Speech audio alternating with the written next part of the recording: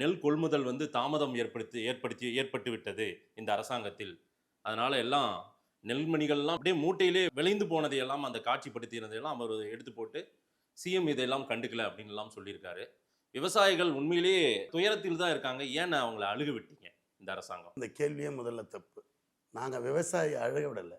விவசாயிகளுடைய வாழ்வு சிறப்பதற்காக ஒரு ஆட்சியை நடத்தி கொண்டு வருகிறார் திராவிட மாடல் நாயகர் தளபதி அவர்கள். தமிழ்நாட்டில் முதலாக விவசாயிகளுக்கு என்று தனி நிதிநிலை அறிக்கையை தாக்கல் செய்து தொடர்ந்து 4 ஆண்டுகளுக்காக வேளாண்மை ஊக்குவித்து வருவர் தான் நம்முடைய தமிழகத்துடைய முதலமைச்சர். ஏதோ இன்னைக்கு எதிர்கட்சி தலைவர் ஒரு 4 வருஷம் போகாத இருந்த டெல்டாவுக்கு இன்னைக்கு போய் தீபாவளி அப்போ யாரும் எதிர்பாராத விதமாக மழை பெய்து களங்களிலே இருந்த நெல்லும் அடுக்கி வைத்த மூட்டையில் சிலது முளைத்ததை ஏதோ விவசாயிகளுக்காக கண்ணீர் எடுப்பதை போல அவர் ஒரு தோற்றத்தை ஏற்படுத்தி அவர் கொடுத்த பேட்டியை நீங்கள் ஒரு கேள்வியாக கேட்பது எந்த விதத்தில் நியாயம்?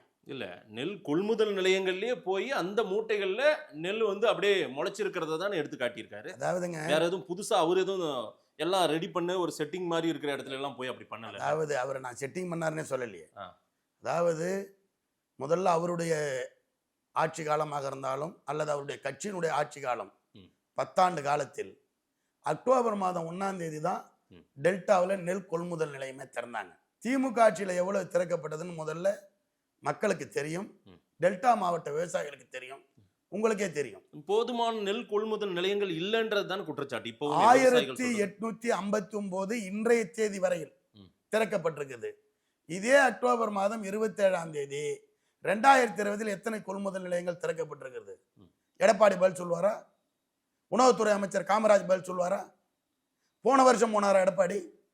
அதுக்கு முதல் வருஷம் போனாரா? இப்ப தேர்தல் வருது. இந்த தேர்தலுக்காக ஓட்டு அரசியலுக்காக டெல்டாவை நோக்கி போறார்.